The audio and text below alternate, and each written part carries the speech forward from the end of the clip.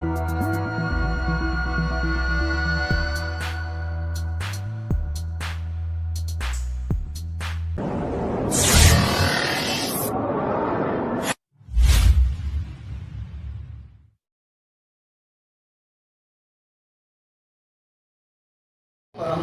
wabarakatuh. Perkenalkan, nama saya Hermanira Kusuma, calon guru penggerak Angkatan 7 dari SD Negeri 1 Pelian Tapungan, Kabupaten Situbondo.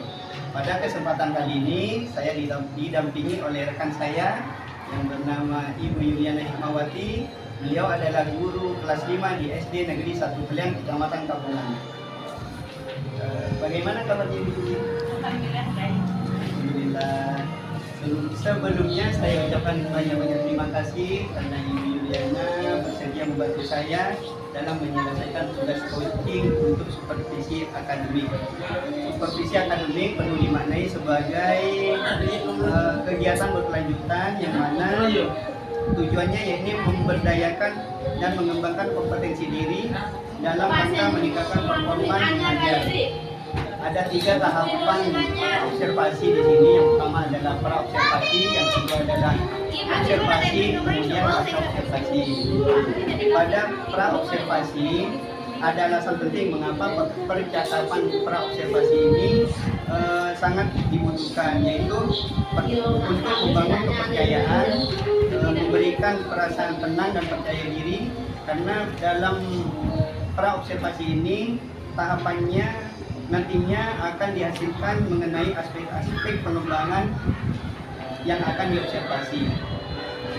Ada beberapa pertanyaan yang ingin saya ajukan pada Ibu Yuli dalam tahapan pra-observasi ini. Yang pertama adalah kira-kira apa materi yang akan Ibu Yuli sampaikan nantinya? Materi yang akan saya sampaikan itu adalah materi ekosistem, ada di tema 5. Saya ambil yang tema 2, yaitu tentang hubungan antara makhluk dalam ekosistem. Jadi nanti tujuan pembelajaran yang ingin disampaikan kira-kira apa? Jadi nanti berdasarkan rancangan pembelajaran yang saya buat akan didapatkan tujuan pembelajaran selesai mengikuti proses pembelajaran melalui pengamatan video. Nanti untuk siswa yang menyukai gaya belajar auditori dan mengamati gambar dengan PowerPoint, siswa yang menyukai gaya belajar visual nanti akan diperoleh 2 tujuan. Yang pertama yaitu siswa mampu menemukan pokok pikiran dalam bacaan dengan tepat. Kemudian yang kedua, dengan menyimak keterangan tentang rantai makanan, siswa nanti mampu membuat gambar atau menyusun rantai makanan pada ekosistem lengkap dengan keterangannya. Berarti tujuan di sini tadi yang seperti yang disampaikan ada 2 gaya belajar, yaitu visual sama auditori. Dari tujuan tersebut, kira-kira area pengembangan yang hendak dicapai oleh Ibu Yuli apa? Area pengembangan yang dicapai itu yang pertama, nanti siswa mampu menentukan pokok pikiran. Kedua, nanti siswa mampu memahami tentang rantai makanan. Selain memahami, siswa juga nanti mampu menyusun rantai makanan pada ekosistem beserta keterangannya secara lengkap. Berarti ada 3 area pengembangan yang ingin dicapai tadi ya. Oke, dari area pengembangan tersebut kira-kira strategi yang dipersiapkan apa nantinya? Strategi yang saya siapkan itu menggunakan berdiferensiasi proses itu yang didasarkan pada hasil asesmen diagnostik. Kemudian nanti saya akan melakukan pembagian kelompok berdasarkan gaya belajar. Dan kalau di kelas 5 itu ada 2, yaitu auditori dan visual. Terus kemudian kalau model saya akan menggunakan yaitu cooperative learning atau pembelajaran kooperatif. Terus sedangkan metode yang akan saya gunakan yaitu metode diskusi, kemudian tanya jawab dan penugasan. Oke. Terus medianya media yang akan saya gunakan yaitu untuk media dengan menggunakan video tentang rantai makanan sama PowerPoint tentang rantai makanan. Media yang digunakan berarti terkait pembelajaran diferensiasi itu tadi ya? Iya. Iya. Bagaimana kira-kira perasaannya? Sekarang setelah jadi perasaannya saya sudah mendapatkan gambaran tentang pembelajaran yang sesuai dengan kebutuhan murid yang akan saya lakukan besok, yaitu dengan pembelajaran berdiferensiasi proses yang diintegrasikan dengan kesadaran sosial dan emosional serta budaya positif. Kira-kira kapan kita bisa melakukan seperti itu? Insya Allah besok hari Jumat. Hari Jumat ya. Oke, selamat bertemu hari Jumat. Sampai bertemu hari Jumat. Semoga lancar dan sukses. Terima kasih Bu Yuli. Sama-sama Pak Erwan. Assalamualaikum warahmatullahi wabarakatuh. Waalaikumsalam warahmatullahi wabarakatuh. Sebelum kita mulai kegiatan belajar hari ini, kita berdoa dulu ucapan selamat.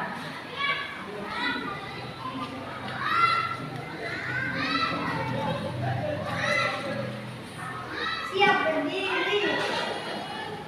Pada ibu memberi salam. Assalamualaikum warahmatullahi wabarakatuh. Waalaikumsalam warahmatullahi wabarakatuh. Baca Bismillahirrahmanirrahim. Rabbi shrahli sadri wa yassirli amri wahlul 'uqdatam min lisani yafqahu qawli. Rabbi zidni ilma warzuqni fahma amilul hadi. Kegiatan hari ini untuk pertemuan kedua setelah kita masuk ke tema 5 tentang materi ekosistem. Kita lanjut materi. Bu Yuli akan mengingatkan tentang keyakinan kelas 5 yang telah kita semua buat. Kita ingatkan dulu. Yang pertama, keyakinan kelasnya apa? Akan menjaga ketertiban kelas. Nanti setelah belajar itu harus dalam kondisi tertib, tenang, duduk. Terus yang kedua apa? Serius dan disiplin dalam belajar. Serius, berarti nggak boleh berapa? Nggak boleh bercanda. Boleh bercanda tapi bercandanya yang nggak boleh yang ejen-ejen kayak gitu. 3, Menghargai dan menghormati teman. menghargai dan menghormati teman. Terus berikutnya apa? Bertanggung jawab menjaga kebersihan. Menjaga kebersihan, tanggung jawab. Sudah disapu hari ini? Sudah. Terus berikut? Berkomitmen terhadap tugas yang diberikan. Berkomitmen terhadap tugas yang diberikan. Berarti kalau menjalankan tugas harus dikerjakan. Oke, kita lanjut langsung ke materi. Sebelumnya kita ulang dulu. Kemarin kan kita belajar tentang ekosistem. Ekosistem itu apa? Interaksi antara makhluk hidup dan benda-benda lain kepada semua lingkungan. Jadi ekosistem itu adalah interaksi antara makhluk hidup Dan dan benda-benda yang tak hidup di lingkungan. Terus kita udah tahu tentang garis besar ekosistem. Sekarang kita masuk ke materi berikutnya. Kita belajar tentang rantai makanan. Jadi hari ini kita akan belajar tentang rantai makanan. Kalian sudah duduk per kelompok. Ini kelompok auditori yang terdiri dari ada Kais, Ria, terus Eva, Naura. Terus kelompok yang berikutnya ini kelompok visual. Ada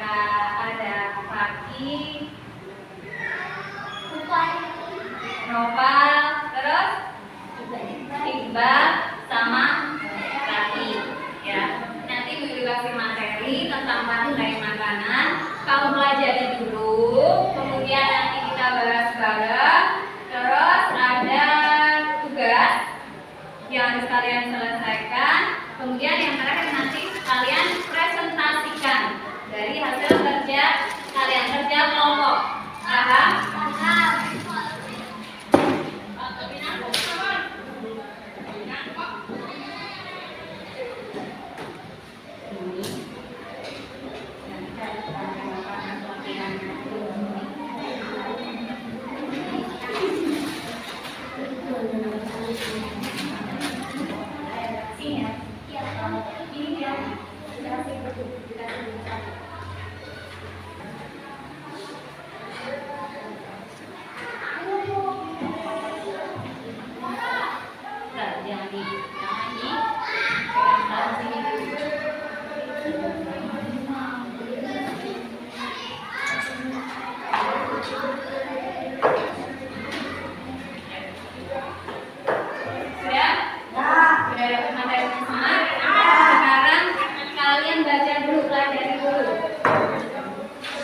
Dipelajari dulu, habis itu dikasih waktu kalian pelajari, terus nanti kita diskusi bareng.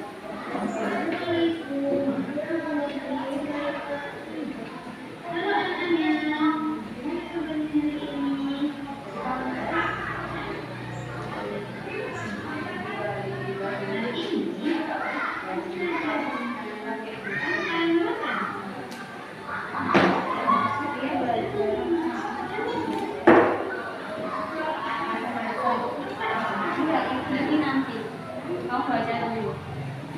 Ini nanti jangan pegang-pegang. Nanti makan. Kayak sama dia.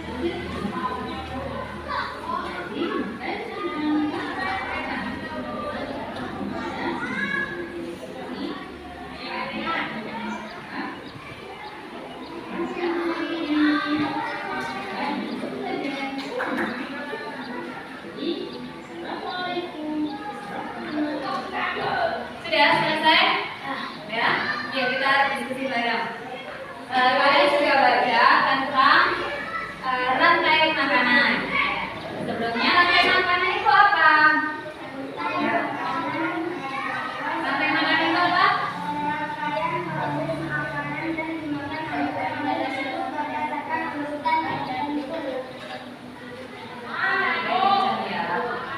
Apa ya? Rantai makanan adalah sebuah makanan yang proses makan dan dimakan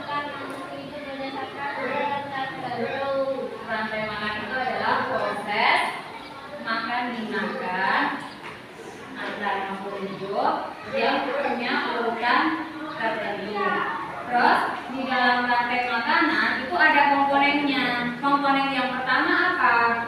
Ada apa? Ada produsen, terus ada konsumen, kemudian ada pengurus. Yang pertama produsen. Produsen itu apa? Produsen itu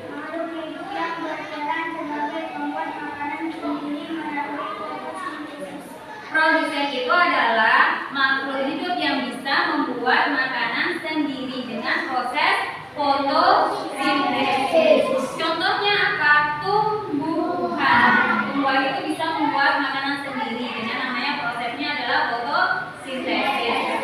Dia membutuhkan bahan bakunya adalah cahaya matahari. Ada cahaya matahari, ada karbon dioksida, air, nanti diolah ketemu klorofil, diolah akan menghasilkan energi. Makanya tumbuhan bisa membuat makanan sendiri. Kemudian dari produsen, terus ada konsumen. Konsumen itu apa?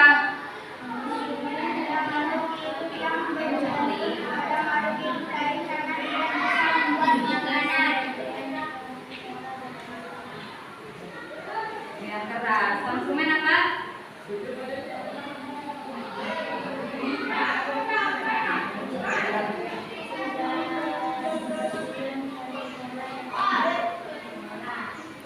Jadi nanti konsumen itu akan memakan apa?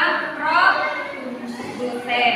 Kemudian dari konsumen, produsen, konsumen, kemudian masuk dekomposer atau pengurai. Dekomposer pengurai apa?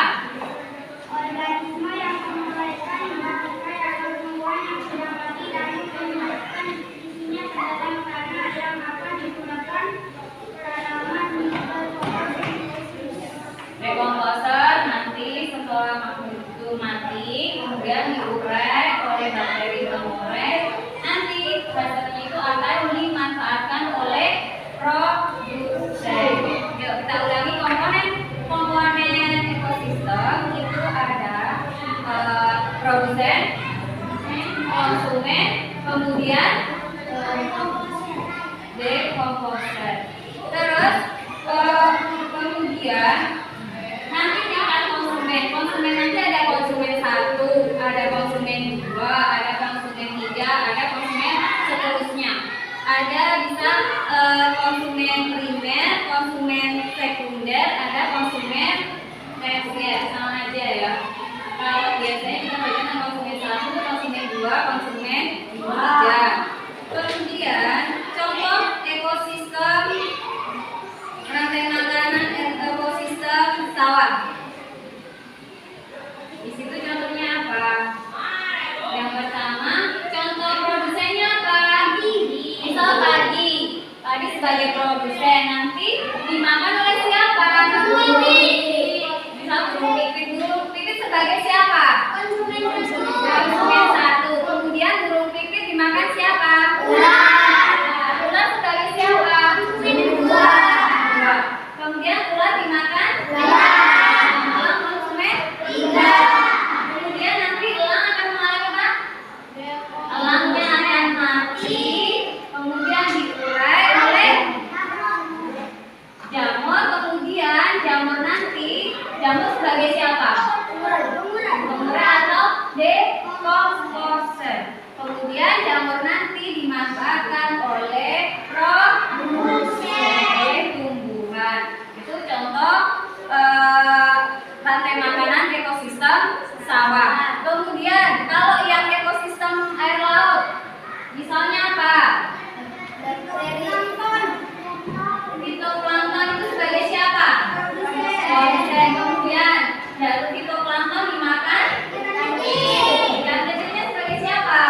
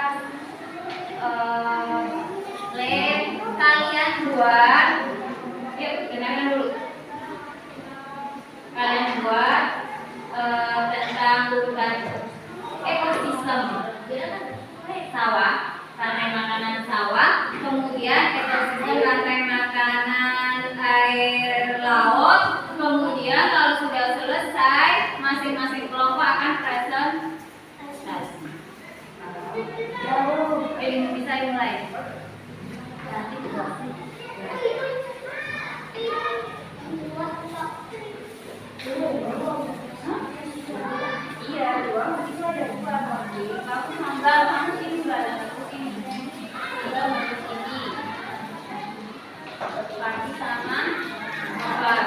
Oke. Jangan sampai cecer.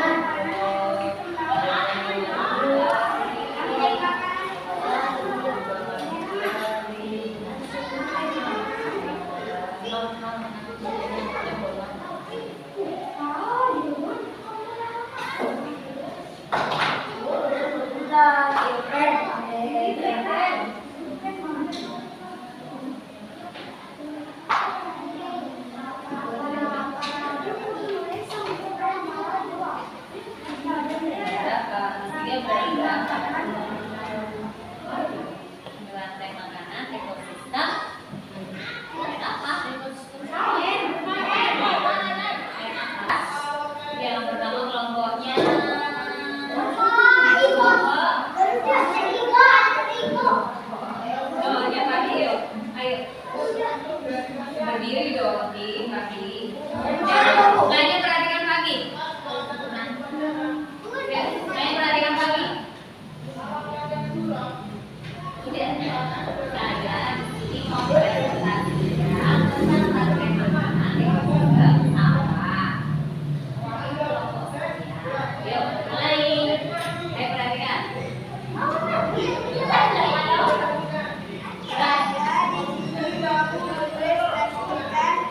Kayu makanan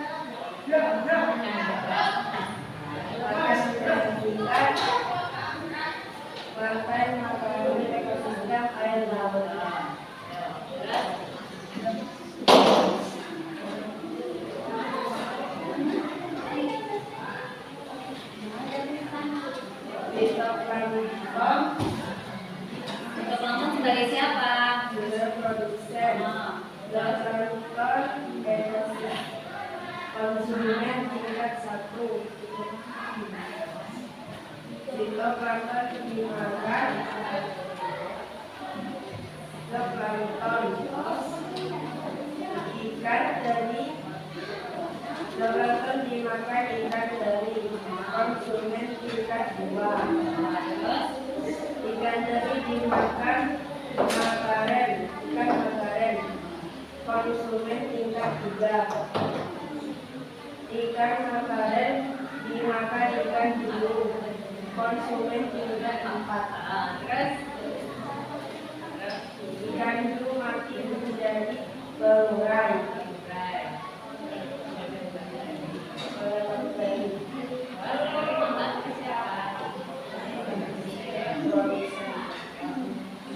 yang salah nih.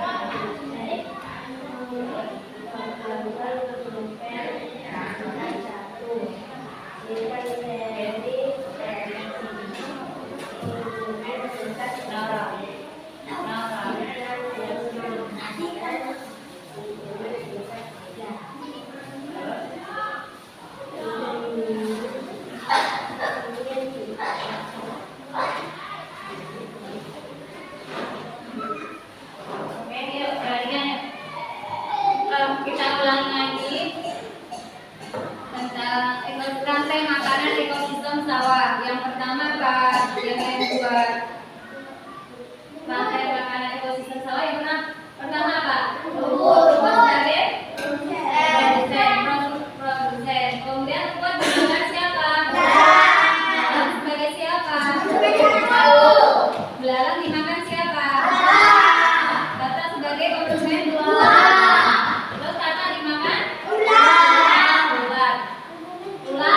Sebagai konsumen tidak. Terus ularnya dimakan? Alam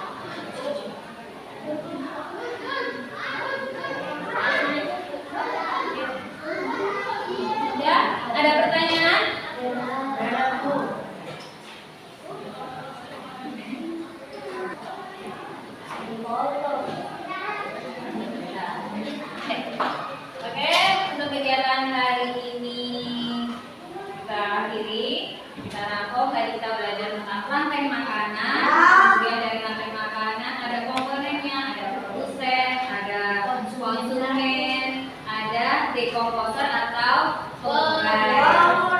Dan kita udah belajar contoh dari ekosistem rantai makanan, dari rantai makanan ekosistem sawah sama rantai makanan ekosistem air laut. Ada pertanyaan? Kalau tidak, ada tugas soal yang bagian slide terakhir itu ada pertanyaan, silakan kerjakan di rumah, besok kita kumpulkan. Oke? Nanti kalau nggak ada, kita akhiri. Assalamualaikum warahmatullahi wabarakatuh. Waalaikumsalam warahmatullahi wabarakatuh.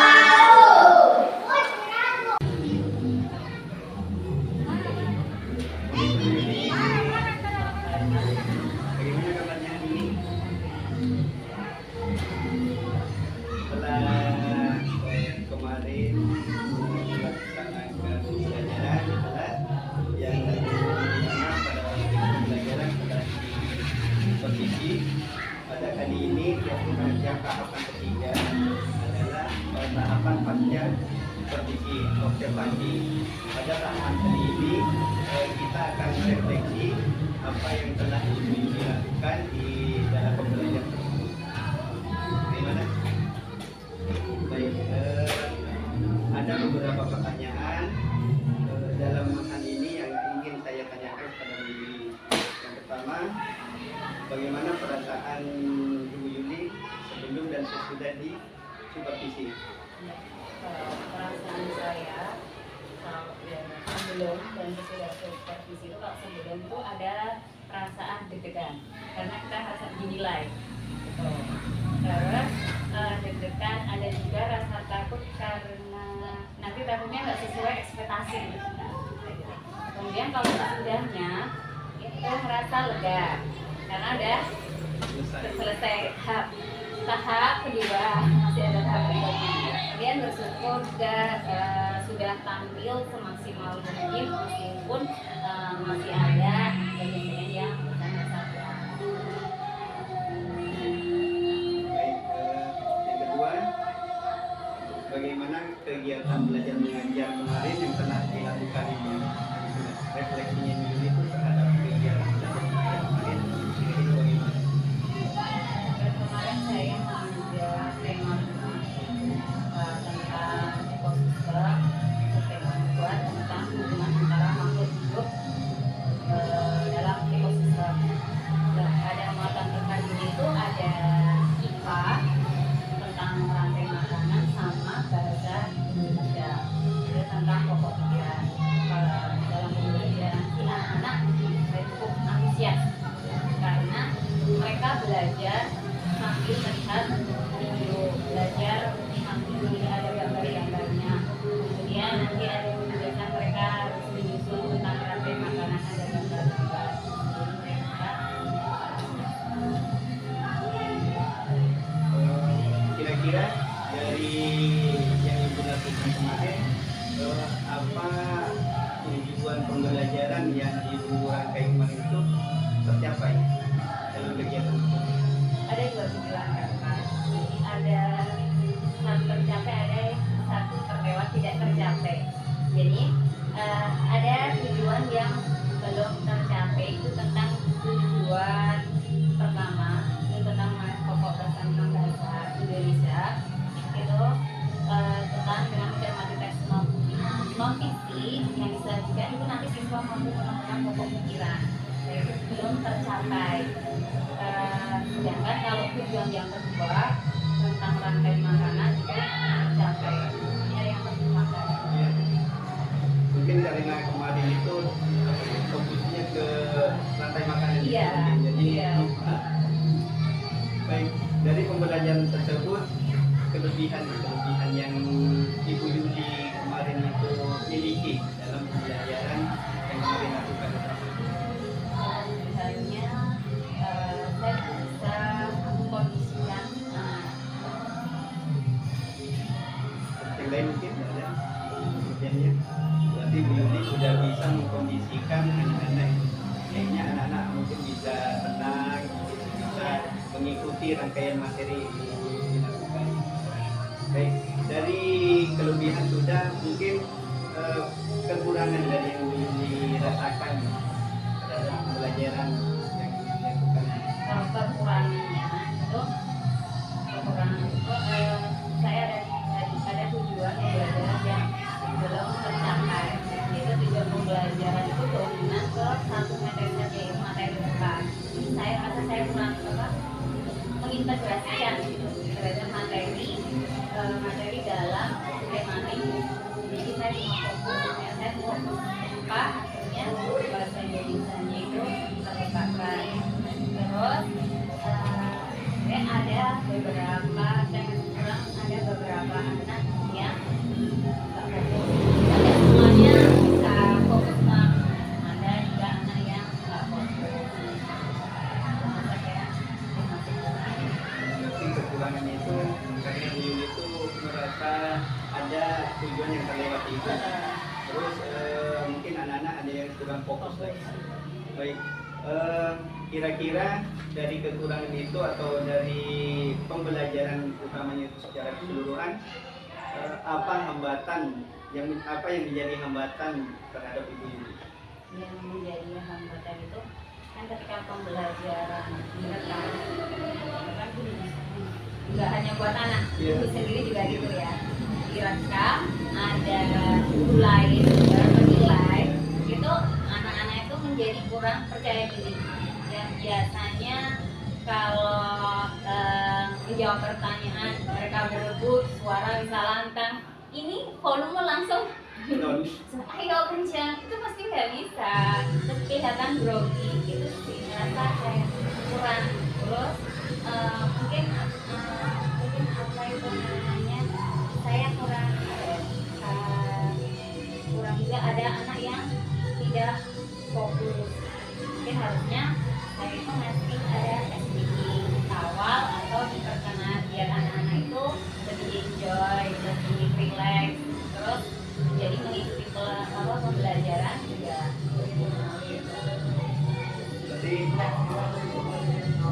dari hambatan-hambatan tersebut solusinya Itu harusnya dikasih SPG itu. jadi mungkin anak-anaknya lebih relax gitu. Jadi nggak fokus pada kamera, ada Biar anak motivasi itu. motivasinya juga. Dengan taretan masyarakat pelian Google sampai apa Kemudian tentunya pasti apa yang rencana tindak lanjut apa yang kami Lebih mempersiapkan skenario pembelajaran lebih matang, jadi biar nggak ada yang terlewat. atau yang pengembangan diri, kegiatan pengembangan diri yang ingin Ibu Yuli lakukan. Kalau aktivitas sendiri ada itu kayak diskusi dengan teman-teman, Diskusinya tentang diskusi tentang pembelajaran. Ya kita bagaimana cara kita menghidupkan suasana pembelajaran itu lebih menyenangkan, kemudian dalam pembelajaran biar tujuan-tujuan itu bisa tercapai semua. berarti tujuan dari pengembangan diri tersebut. Satu tujuannya kan agar tujuan pembelajaran itu bisa tercapai, tujuan pembelajaran bisa diterima oleh anak-anak, mudah diterima, kemudian menciptakan suasana belajar yang lebih menyenangkan. Tadi kan Bu Yuli ingin berdiskusi dengan rekan sejawat, para kolek, yang menjadi ukuran keberhasilan dari yang direncanakan Ibu Yuli itu apa? Kembali tujuannya tersampaikan, tujuannya bisa tercapai kan itu. Berarti kalau tujuan tersebut telah tersampaikan pada anak, berarti Ibu Yuli menganggap hal tersebut sudah berhasil. Rencana yang tadi Bu Yuli sampaikan berhasil. Kira-kira dalam proses tersebut pasti perlu dukungan kan? Kira-kira siapa saja itu yang dibutuhkan atau dukungan apa saja yang dibutuhkan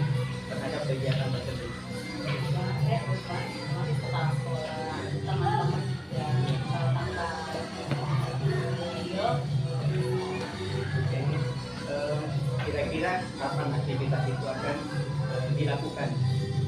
Segera mungkin akan saya realisasikan. Apa tidak memiliki aktivitas lain yang ingin dilakukan atau hanya satu itu? Bisa ikut PNM gitu. Sebenarnya saya pengen ikut itu. Tujuannya mengikuti kegiatan di BEM itu?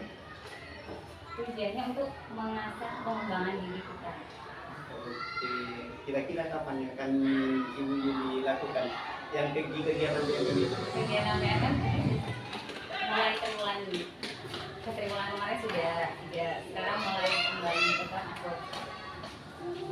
kegiatan PNM. Oke, seperti yang tadi Ibu Yuli sampaikan bahwa kegiatan pembelajaran yang Ibu Yuli lakukan itu ada yang terlewati kadang-kadang.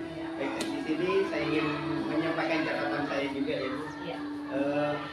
Secara tidak disadari oleh Ibu Yuli kan diferensiasi di sini kan ada 3 diferensiasi produk, proses dan kontennya itu. Secara tidak disadari itu tidak hanya di dalam proses, tapi lebih ke ini lagi ke kontennya.